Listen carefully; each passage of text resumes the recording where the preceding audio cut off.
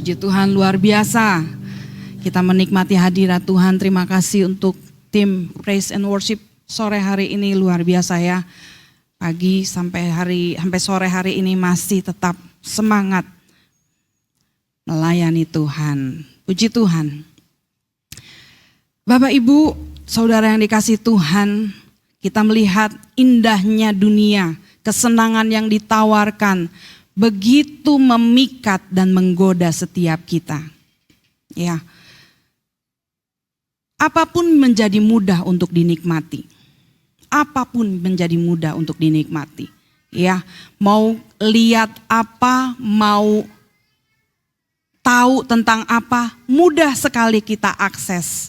Ya, melalui gadget kita, melalui televisi kita mudah mengeksplor apapun yang menjadi rasa penasaran kita. Tanpa kita sadari, kita dibawa bahkan dihanyutkan oleh dunia menjadi sesuatu yang dunia inginkan, bukan yang Tuhan inginkan. Waktu kita lihat tayangan-tayangan di gadget kita atau di televisi kita, wah enak ya jalan-jalan, wah enak ya kulineran. Sampai akhirnya kita pikir, enak ya jadi orang kaya, enak ya jadi orang terhormat. Akhirnya kita berpikir, gimana caranya supaya kita bisa menikmati semua itu? Gimana caranya supaya kita bisa jadi terhormat, kita bisa jadi kaya raya, kita bisa apapun yang kita mau kita lakukan, kita dapatkan. Hati-hati. Hidup ini bukan mimpi. Ya, ini realitas. Ya. Jangan merasa berharga karena kita kaya. Jangan merasa berharga karena kita cantik. Jangan pernah merasa berharga karena kita terhormat. Sukses karir, keluarga happy, bahagia, rukun, harmonis. Tunggu dulu, Pak, Bu. Hidupmu belum sampai, baca apa? Belum titik. Belum ending. Ya. Masih ada koma. Life is tragic. Apapun bisa terjadi jika Tuhan menghendaki. Tahun lalu mungkin adik saya masih punya planning ini dan itu. Tapi tahun ini, bahkan tidak sampai akhir tahun lalu adik saya sudah berpulang. Begitu juga dengan teman-teman kita di sini. Tahun lalu masih sama-sama melayani. Enggak kepikiran mundur. Enggak kepikiran berhenti jadi pengurus, bahkan keluar dari gereja. Hati-hati. Orang yang mengambil keputusan itu pun ingat, belum sampai titik, enggak selesai loh. Keputusanmu, pilihanmu itu tidak menyelesaikan sampai titik. Jangan juga merasa tidak berharga. Mungkin karena kita gagal studi, gagal berumah tangga. Jangan merasa tidak bernilai karena kita miskin atau dipandang rendah, tidak dihargai oleh orang yang paling kita cintai misalnya. Kita disepelekan, bahkan dianggap tidak ada. Sehingga akhirnya kita merasa hidup ini tidak berarti lagi. Ada yang pernah merasa seperti itu? Ada orang di sini? Saya juga pernah merasakan hal itu. Tapi ingat, Tuhan menegur. Jangan meremehkan Tuhan dengan rencana-rencananya yang besar atas pribadi tiap-tiap kita. Katakan amin. Mungkin karena salah pilih jodoh muncul penyesalan. Duh, kalau tahu gini mendingan aku gak menikah. Karena salah mendidik, terlalu memanjakan anak, mengikuti menuruti kemauan anak sampai akhirnya anak memberontak dan tidak bisa lagi diatur. Akhirnya muncul penyesalan. Kalau tahu gini mending gak usah punya anak. Dan karena terjadi miskomunikasi dalam pelayanan, penyesalannya, kalau tahu gini, mending juga gak melayani, gak jadi pengurus. Hati-hati. Banyak orang gak sadar bahwa keputusannya itu belum titik, tapi masih koma. Di balik koma itu ada sesuatu yang sedang Tuhan kerjakan dan ada sesuatu yang sedang Tuhan tunggu dari respon setiap kita. Sayang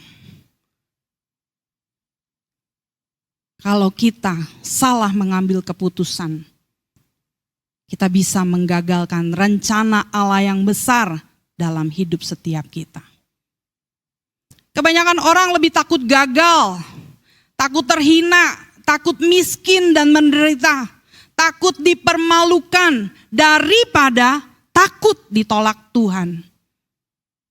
Jarang bahkan mungkin sedikit sekali orang yang takut menggagalkan rencana besarnya Tuhan dalam hidupnya. Jarang orang berpikir takut membuat Tuhan dipermalukan. Jarang orang berpikir takut menghina Tuhan karena mengambil keputusan. Karena menyerah, menyesal. Aku gak sanggup, aku nyerah Tuhan, aku gak suka keadaan ini Tuhan, cukup Tuhan.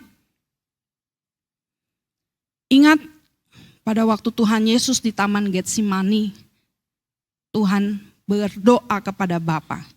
Coba kita perhatikan di dalam Matius 26 ayat 39.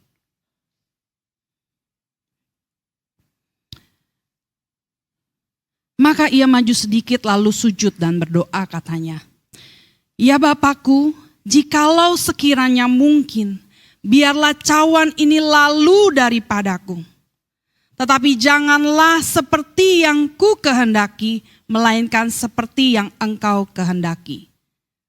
Saya ulang ya. "Ya Bapakku, jikalau sekiranya mungkin, biarlah cawan ini lalu daripadaku. Titik, koma. Tetapi janganlah seperti yang kuhendaki. Titik. Melainkan seperti yang Engkau kehendaki." Tuhan Yesus memilih tidak menggagalkan rencana Bapa. Tuhan Yesus enggak menyerah. Dia tahu. Kalau masih ada tarikan nafas, masih bisa rasain sakit, masih bisa stres, masih bisa nangis, berarti belum titik. Dan Tuhan Yesus tidak menyerah. Bayangin, kalau Tuhan Yesus menyerah, gagal rencana Bapa menyelamatkan kita, Pak, Bu. Habis kita semua.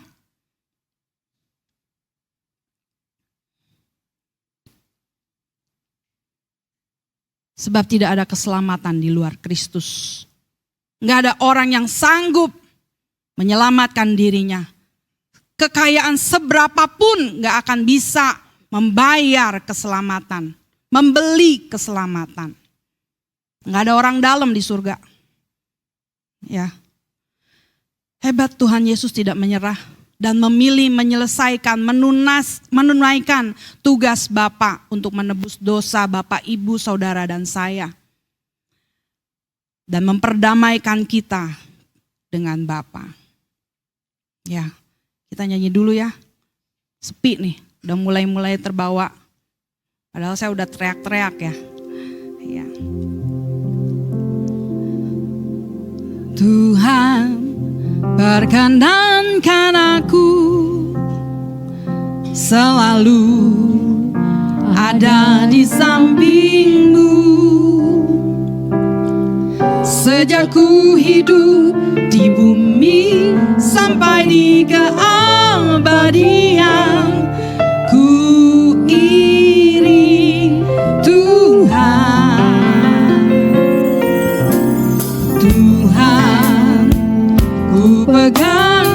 janjiku, setia sahabatmu. Amin. Senantiasa bersama menunaikan tugas Bapa, selesai akhirnya. Katakan, ku bersedia hidup kudus tak bercela. Amin. Nyatakan, ajarku berpikir seperti dirimu, bawaku Tuhan dalam perjuangan. Sampaikan, ku bersedia hidup kudus tak bercela. Tuhan, Engkau melihat setiap hati yang sungguh-sungguh bersedia hidup kudus tidak bercela.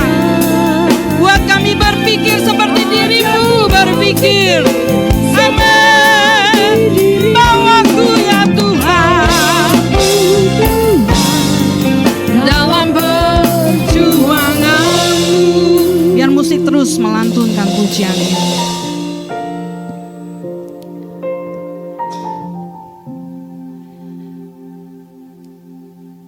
Kenapa sepi musiknya? Terus musiknya. Ku bersedia hidup kudus tak bercela. Yuk. Terus biar hati kita tersambung sama Tuhan. Ya. Ada quotes mengatakan kalau lagi happy, kita menikmati musiknya saja kalau lagi happy. Tapi kalau lagi sakit, menderita, tertekan, kita menghayati setiap lirik syair lagu. Banyak orang merasa baik-baik aja hidupnya, nyaman-nyaman aja, tenang-tenang, semua running well.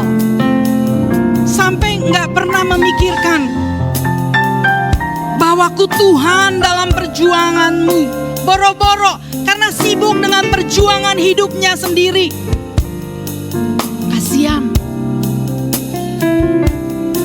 Cepat atau lambat, kita semua pasti mati. Pasti. Jangan konyol. Berjuang untuk hidup boleh, tapi harus lebih lagi berjuang untuk hidup di kekal-kekalan nanti bersama dengan Tuhan selama-lamanya. Mari minta Tuhan ajar kita berpikir seperti Tuhan berpikir. Ingat, ini belum titik akhir hidup kita.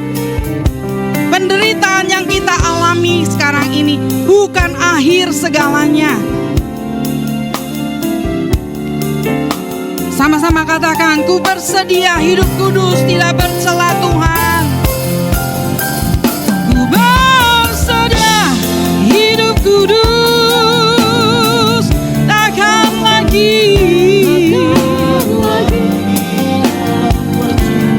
Amin. Mari Roh Kudus ajar setiap kami seperti Tuhanku Yesus, bawaku Tuhan. Sekali lagi bersama katakan, ku bersedia. Amin. Amin. Tak akan lagi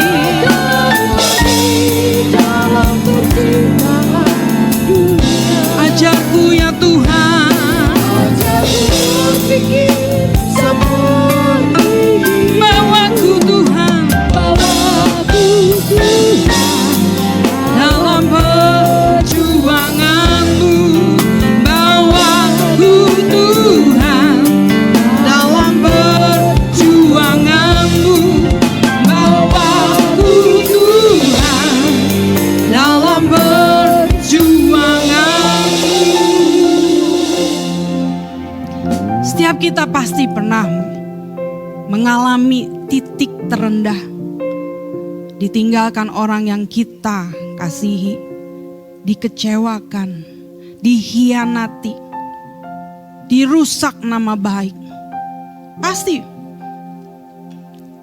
Atau tadinya kita mengalami hidup yang nyaman, hasil kerja keras kita bisa dinikmati, tiba-tiba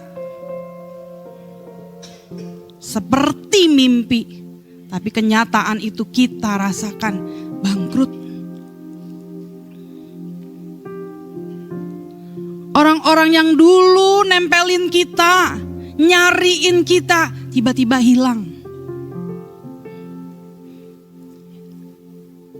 Mari belajar memiliki pikiran dan perasaan seperti Kristus.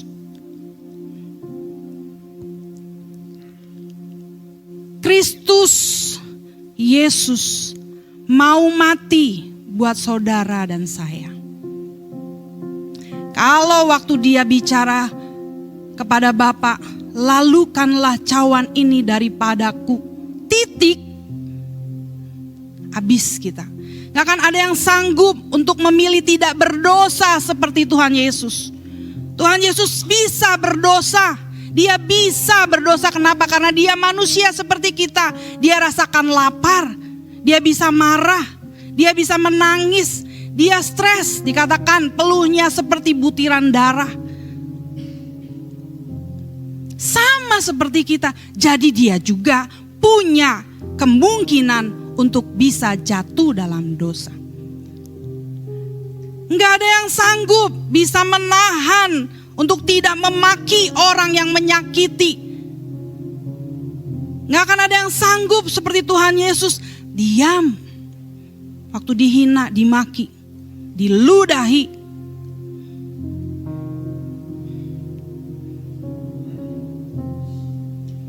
Mungkin orang kaya kalau misalnya masuk kerajaan surga itu bisa bayar, orang kaya bisa masuk surga.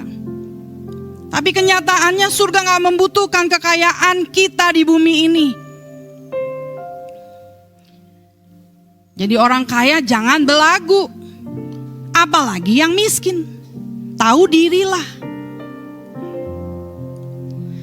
Kita buka dalam 1 Petrus 3 ayat 18.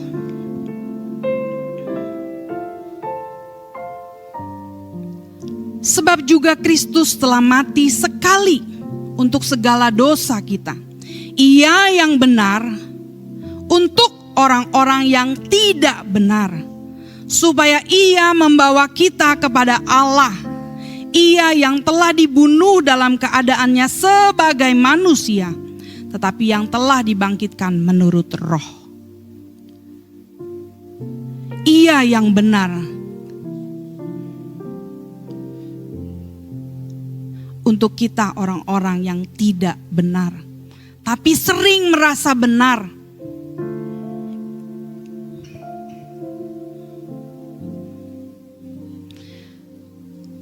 Yesus memperdamaikan kita dengan Bapa di surga. Jadi jangan sibuk dengan pergumulan hidupmu yang singkat ini, 70-80 tahun. Apa sih hebatnya?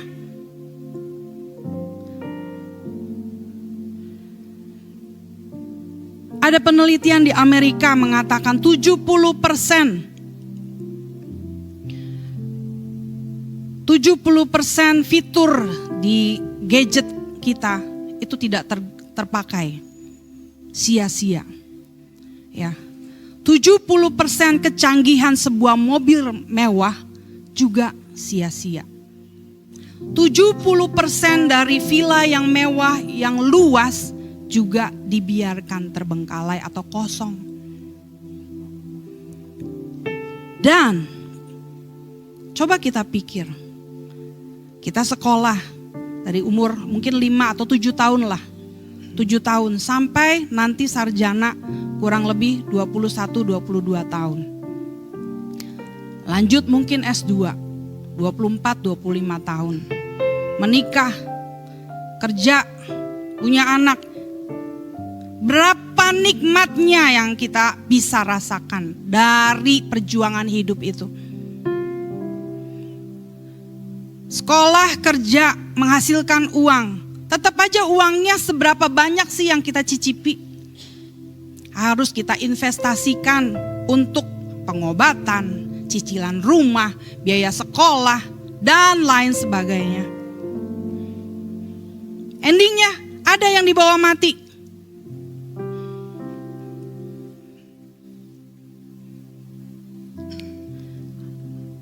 Pilihan ada di dalam kita masing-masing.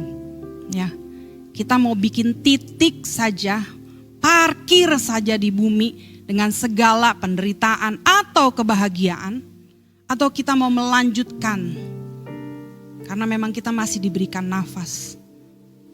Kita masih bisa stres, bisa teriak, bisa nangis. Puji Tuhan, berarti kita masih hidup. Kita masih diberi kesempatan, belum titik. Kolose 3 ayat 1-4. Karena itu kalau kamu dibangkitkan bersama dengan Kristus. Sama-sama baca. 2, 3. Carilah perkara yang di atas, di mana Kristus ada, duduk di sebelah kanan Allah. Ayat 2, baca sama-sama. Pikirkanlah perkara yang di atas, bukan yang di bumi. Sebab kamu telah mati dan hidupmu tersembunyi bersama dengan Kristus di dalam Allah. Apabila Kristus yang adalah hidup kita menyatakan diri kelak, kamu pun akan menyatakan diri bersama dengan Dia dalam kemuliaan. Ya. Kalau kamu dibangkitkan bersama dengan Kristus, carilah perkara yang di atas di mana Kristus ada, duduk di sebelah kanan Allah. Jangan sibuk dengan perkara dunia. Saya ngobrol-ngobrol sama Pak Riko dengan melihat kondisi pelayanan, kondisi dunia. Aduh, cicilan kita, anak-anak, kebutuhan. Akhirnya saya bilang, Tuhan, dulu aja mami papi saya juga gak nyiapin apa-apa sama saya. Saya dari keluarga broken home, gak ninggalin warisan. Sekarang saya punya anak 3, gak menghidupkan mereka dari warisan. Dari mana? Belas kasihanan Bapak, bukan belas kasihan orang tua. Tapi anak-anak yang ada di sini, kalau orang tuamu mengurus dengan baik, ingat, itu pun tangan Tuhan melalui mereka memelihara engkau.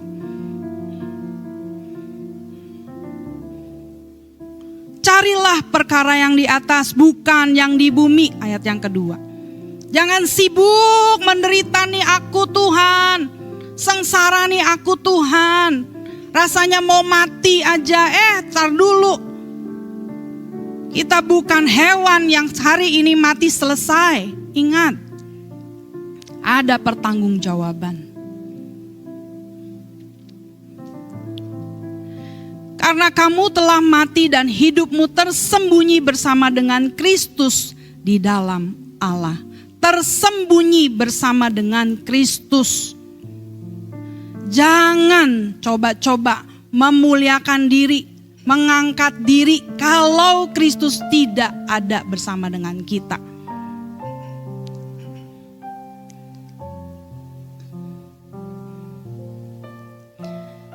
Jangan buru-buru putus asa, apalagi menyesal.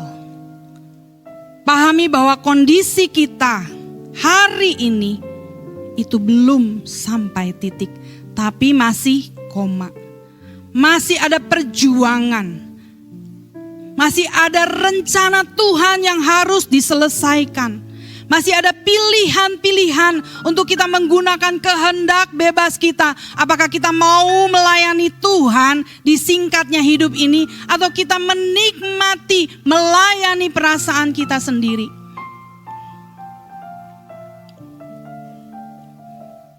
Sekali lagi,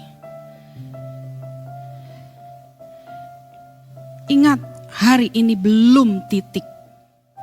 Bapak, Ibu, Saudara-saudari masih ada di sini, masih diberi kesempatan mendengarkan firman ini. Ada maksud yang Tuhan ingin sampaikan kepada setiap kita. Kenapa Tuhan izinkan kita masih bisa bernafas walau nyesek Dada ini nyesek karena pergumulan yang berat, beban yang menekan. Kenapa kita masih bisa menangis, teriak? Kenapa kenyataannya kita masih bisa stres? Karena kita masih hidup. Belum the end of the world, belum the end of the life, ya, belum game over. Artinya masih ada kelanjutan, masih ada episode selanjutnya, belum titik.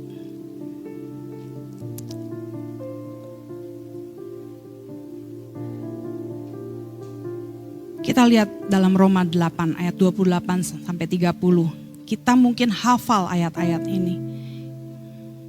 Tapi ayat ini sungguh memberkati.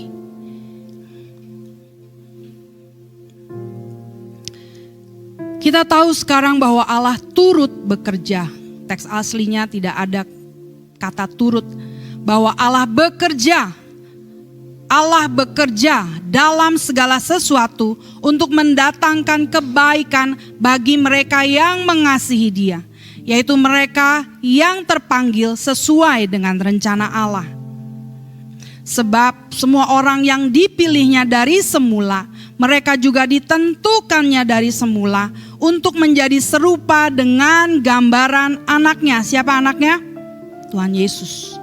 Supaya Tuhan Yesus anaknya itu menjadi yang sulung di antara banyak saudara. Dan mereka yang ditentukannya dari semula, mereka itu juga dipanggilnya. Dan mereka yang dipanggilnya, mereka itu juga dibenarkannya. Dan mereka yang dibenarkannya, mereka itu juga yang dimuliakannya. Kita semua dipanggil untuk menunaikan pekerjaan Bapa. Kalau Tuhan Yesus mati menyelamatkan kita, memperdamaikan kita dengan Bapa di surga. Dengar baik, kalau kita mengaku mengikut Kristus, kita menjadi orang Kristen, kita juga harus menjadi penjala-penjala jiwa. Jangan cuma mau diselamatkan tapi tidak peduli keselamatan orang lain. Itu bukan Kristen.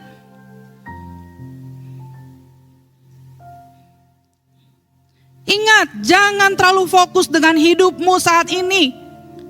Masih ada tanggung jawab. Masih ada rencana Tuhan, rencana Bapa di surga yang harus kita selesaikan. Suka atau tidak suka, pilihan ada di kita. Mau lanjutkan, bahkan menyelesaikan pekerjaan Bapa, atau kita menyerah dan menggagalkan rencana Bapa dalam hidup kita. Akhirnya, gak mungkin orang-orang seperti itu yang memilih menggagalkan rencana Bapa bisa dimuliakan bersama dengan Tuhan Yesus. Gak mungkin. Orang-orang seperti itu akan menjadi sampah-sampah abadi. Menjadi bahan bakar neraka.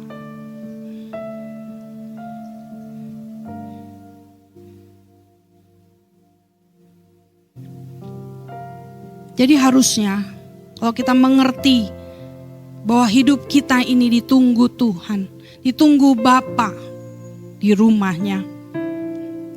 Harusnya kita berpikir jangan menyesal kalaupun kita salah pilih jodoh.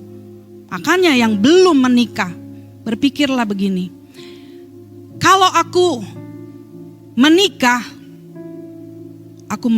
karena Tuhan.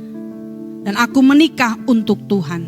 Aku akan membawa pasanganku, aku akan menyelamatkan dia, mengantar dia sampai ke rumah Bapa di surga. Sebab pernikahan dalam kekristenan bukan mencari kebahagiaan tapi memberi kebahagiaan. Apa kebahagiaan di bumi? Nggak ada kebahagiaan di bumi. Nggak ada yang sanggup bisa memberikan kebahagiaan. Tapi kebahagiaan sampai mengantar kita ke kekekalan di rumah Bapa, di langit baru dan bumi yang baru.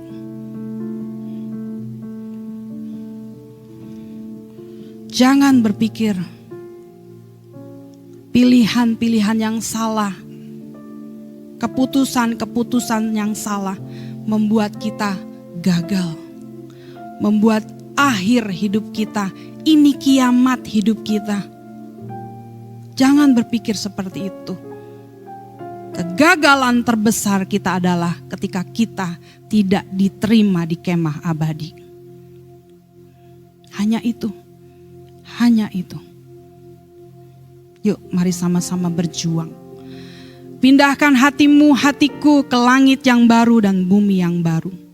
Sebelum terlambat. Kalau sekarang gagal studi, gagal berumah tangga, gagal karir, jangan disesali. Itu sementara. Berjuanglah melalui hal yang tidak nyaman, yang tidak sempurna untuk menyempurnakan setiap kita. Pasangan hidup yang tidak sempurna, jadikanlah pasangan tersebut menjadi alat Tuhan untuk menyempurnakan kita. Karena kita juga gak sempurna sebenarnya.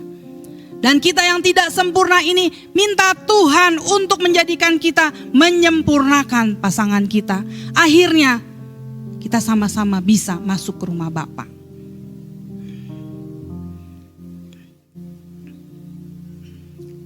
Keadaan yang tidak nyaman menjadi lonceng, panggilan. Yuk pindahkan hatimu ke rumah Bapa di surga. Jangan parkir di bumi ini. Jangan parkir di bumi ini. Semua akan berakhir. Akan ada saatnya titik itu tiba. Entah nanti malam, besok, minggu depan, tahun depan, 2 tahun lagi, kita gak tahu. Jadi jangan buru-buru mengambil keputusan, sudah Tuhan aku menyerah, cukup Tuhan sampai di sini.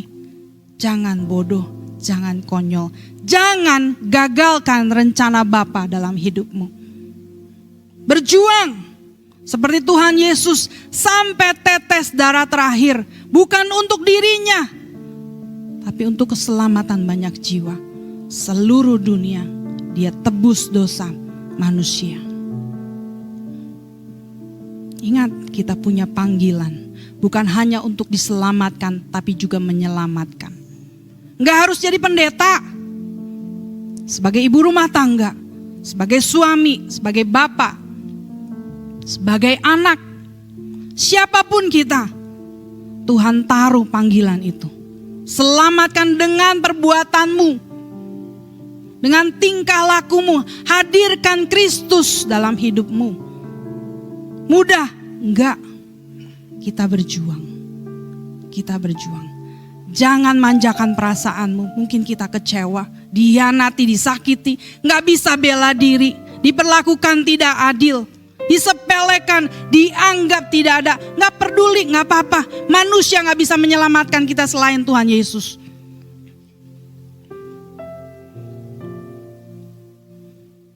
Selamatkan dirimu dengan kesucian.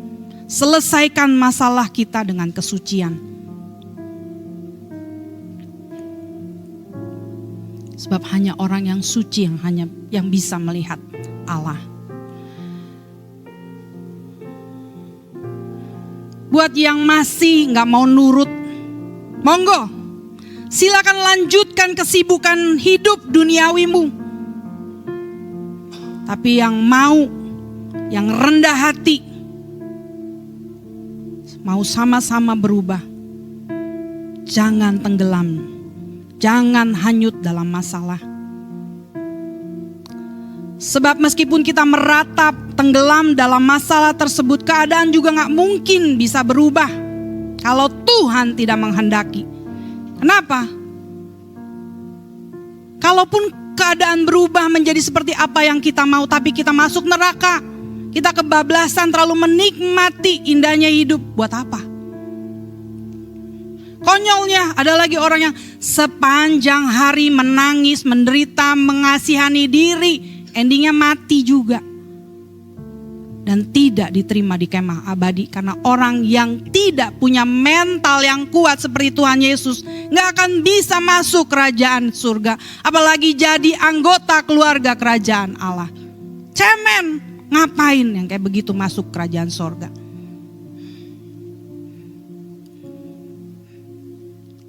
Yuk, perkarakan dirimu.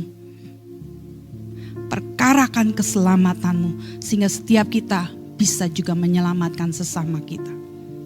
Kasihilah Tuhan Allah-Mu dengan segenap hati, jiwa, dan kekuatan serta akal budimu. Kasihilah sesamamu manusia seperti dirimu sendiri. Itu hukum yang harus kita tunaikan dalam hidup kita. Jangan parkir di titik terendahmu. Tapi ingat, temukan Tuhan justru di titik terendahmu. Amin buat firman Tuhan.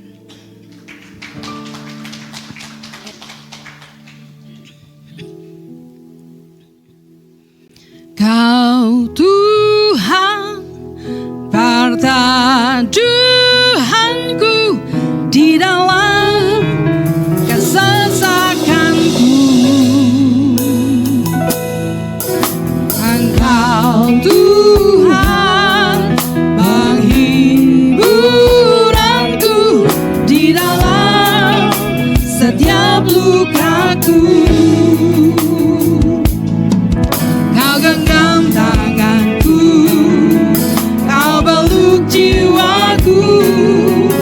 Ku tak mampu jauh darimu.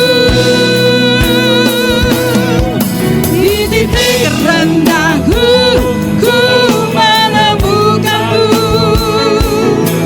Kau angkatku pada rencanamu. Walau hari ini ku tak mengerti, kesetiaan-Mu kuatkan jiwaku. Mari bersama nyatakan. Engkau Tuhan, pertaduhanku di dalam kesesakanku. Ya Tuhan, Engkau Tuhan, syukur ya Tuhan, di dalam setiap lukaku. Nyatakan, kau genggam. Terima kasih Tuhan, syukur buat cinta-Mu. Benar Tuhan, di titik rendahku, di titik rendah, haleluya, Engkau tetap bersamaku. Rencana-Mu, nyatakan, walau hari ini ku tak mengerti, kesetiaan-Mu di titik rendahku. Ku menemukanmu ya Tuhan, Kau angkatku pada rencana-Mu. Walau hari ini kesetiaan-Mu, biar Gusti kelantunkan pujian ini. Setiap kita mari berurusan dengan Tuhan, mohonkan pengampunan kepada Tuhan untuk setiap kebodohan. Saat kita memanjakan perasaan, kita hanyut tenggelam dalam setiap masalah, pergumulan, penderitaan hidup, seolah tidak ada hari esok, seolah Tuhan meninggalkan kita, seolah tidak ada lagi rencana yang Tuhan nyatakan bagi setiap kita. Firman Tuhan mengatakan, Tuhan tidak membuat rancangan kecelakaan bagi kita. Rancangan damai sejahtera yang Tuhan sediakan bagi orang yang sungguh mengasihi Dia. Kenapa kita sibuk mengurusi hidup sementara ini, hidup yang fana ini, sampai mengabaikan rencana Tuhan dalam hidup kita, sampai kita tidak memperdulikan keselamatan jiwa orang lain. Kita sibuk untuk diri sendiri, untuk keluarga sendiri, untuk kepentingan sendiri. Waktu kita singkat. Adakah hari esok untuk kita masih terus menggumuli penderitaan hidup? Justru di titik rendahmu, di saat tidak ada orang yang memperdulikanmu, di saat tembok besar ada di hadapanmu, kabut gelap membayangi jalanmu, temukan Tuhan, temukan Tuhan, temukan rencananya. Nyatakan di titik rendahku, kita berdiri bersama. Kau angkat aku pada rencanamu. Walau hari ini ku tak mengerti kesetiaanmu. Sekali lagi bersama katakan, di titik rendahku ku menemukanmu. Kau angkatku pada rencanamu. Walau hari ini ku tak mengerti kesetiaanmu puaskan jiwa. Walau hari ini ku tak mengerti. Walau hari ini ku tak mengerti kesetiaanmu. Walau hari ini, walau hari ini ku tak mengerti kesetiaanmu puaskan jiwaku. Bapa di dalam surga, jika ada di antara umat-Mu yang hadir pada saat ini, sedang berada di titik terendah hidup mereka, aku minta pertolongan Tuhan bagi mereka sekalian. Tuhan yang memberikan kepada mereka kekuatan yang baru. Kiranya melalui kebenaran ini mereka dikuatkan. Tidak kebetulan mereka mendengar kebenaran ini. Justru titik terendah yang mereka sedang alami adalah bagian dari rencana Tuhan. Rencana yang indah di mana Tuhan mau menyatakan kemuliaan-Nya, mau menyatakan keselamatan yang datang daripadanya. Titik terendah menolong kami, membuka mata rohani kami melihat pribadi agung Tuhan Yesus, Juru Selamat kami. Titik terendah menolong kami melihat kebesaran Tuhan yang sanggup memberikan kita kekuatan, yang sanggup menolong kita. Bagi manusia kita berkata tidak mustahil. Bagi kita mustahil, tetapi bagi Tuhan tidak mustahil. Tuhan sanggup menolong kita. Tuhan sanggup membuka jalan.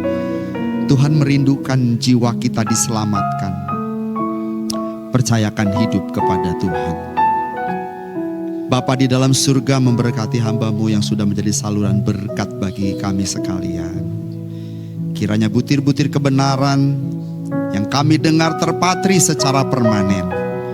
Keadaan kami belum akhir, susahnya hidup kami belum akhir. Justru kami akan melihat rencana Tuhan dinyatakan lewat kesulitan, masalah, pergumulan, bahkan titik terendah yang kami alami saat ini. Kami tidak boleh mengasihani diri kami. Kami akan melihat bahwa Tuhan menyediakan kepada setiap kami jalan keluar pada waktunya.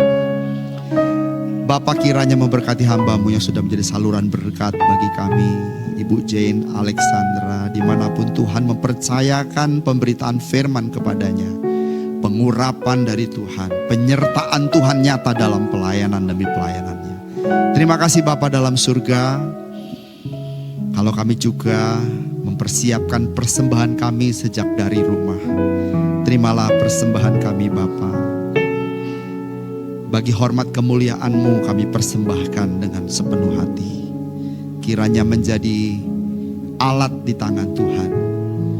Nama Tuhan dipermuliakan. Pekerjaan Tuhan terus bergulir. Kami berdoa, Bapa kami mohon, kiranya Tuhan membalas dan memberkati mereka yang mengembalikan dengan tulus hati. Terima kasih yang mulia. Di dalam nama Tuhan Yesus Kristus kami berdoa. Haleluya. Amin.